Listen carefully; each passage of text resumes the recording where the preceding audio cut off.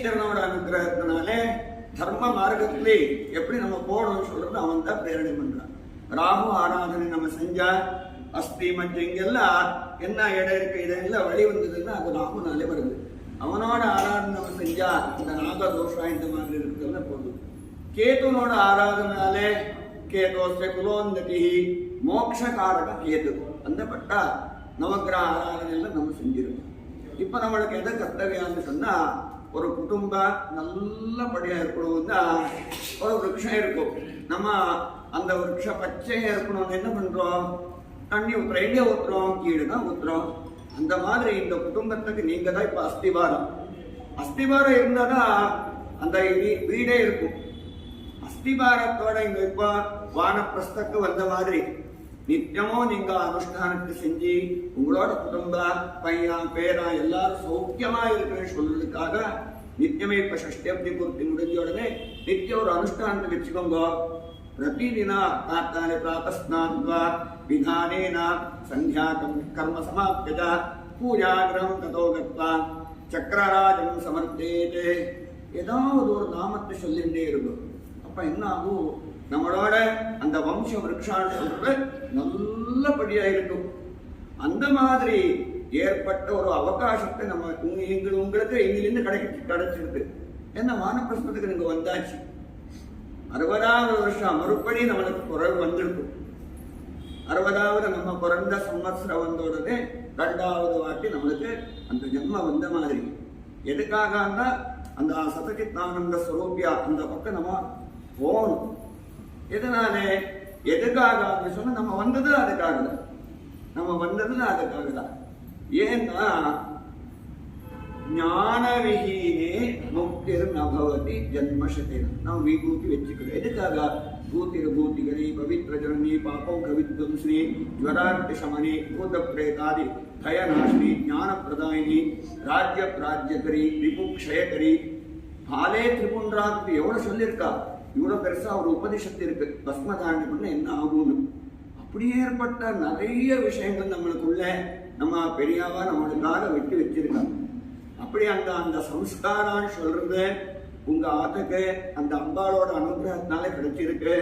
இந்த மாதிரி எப்பவுமே உங்க ஆத்திலே சுகத்திலே சந்தோஷமா இருக்கிற மாதிரி அந்த சுவாமி அனுகிரகத்தினாலே பேரா எல்லாரும் இருந்து இந்த சம்பிரமாயிடும். ஷஷ்டி அப்தி பூர்த்தி மகோத்சவான்னு சொல்றேன். அந்த மகோத்சவத்துல எவ்வளவு முடியுமோ அவ்வளவு தான தர்மம் எது செஞ்சாலும் என்ன ஆகுது? பிராயஷ்டித்தான்னு சொல்றேன். பிராயஷ்டித்தம் எப்ப ஆகும்னா பஷ்டாத்த தாபம் வந்தாதான் பிராயஷ்டித்தா. ஏதோ நடக்கக்கூடாது நடந்துருக்கு, ஏதோ நம்மளுக்கு தெரியாத நிறைய நடக்கும் குடும்பத்திலே.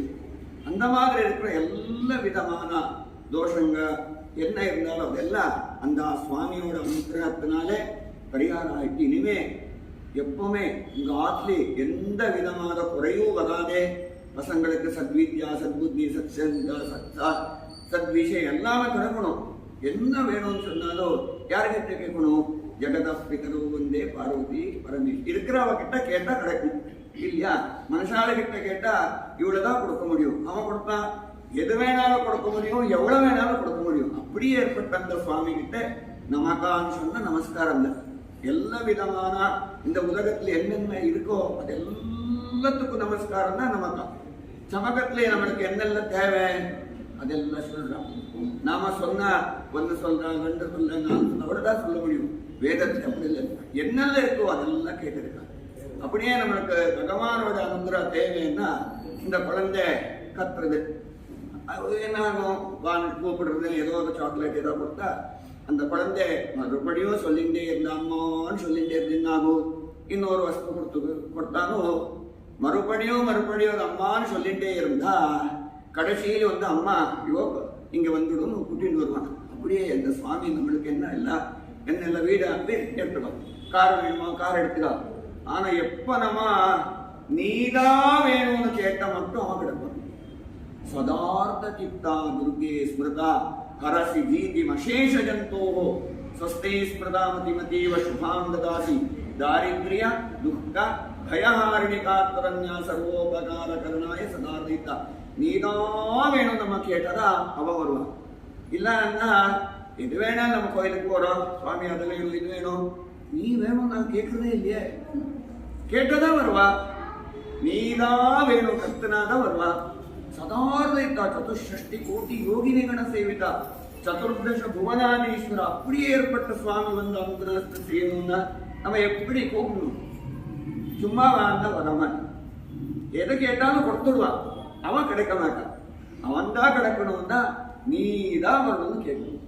அப்படி கேட்கிற மாதிரியா நிலைமை நம்மளுக்கு வரணும்னா இது பரிசுத்தமா இருக்கணும். அக்கா தங்கச்சி இருப்பா 2 பேர். அக்கா என்ன பண்ணுவா, ஆட்டிலே வந்து அவளுக்கு எல்லாம் சமைச்சு போடுவான், நல்லபடியா பார்த்துட்டே இருப்பான். தங்கச்சி அப்படி இல்லை, திங்கக்கிழமைன்னா ஈஸ்வரன் கோயில் போயிடுவான், செவ்வாய்க்கிழமைன்னா அம்பாடு போய் போடுவான், வெள்ளிக்கிழமைன்னா அம்பாடு கோயில் போடுறது.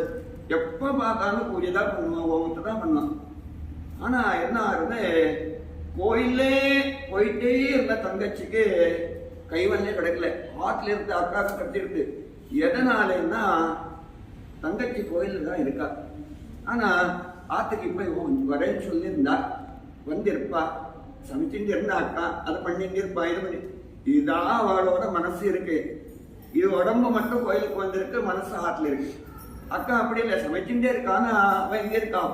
ஓ என் தங்கச்சி இப்போ கோயிலுக்கு போயிருக்கா, இப்ப வாத்தியார் அபிஷேகம் பண்ணிட்டு இருப்பாரு, பூஜை நடந்துட்டு இருக்கு, இப்ப ஓம் நடக்கிறது 12 மணி, ஓ நீராஜம் நடக்குது.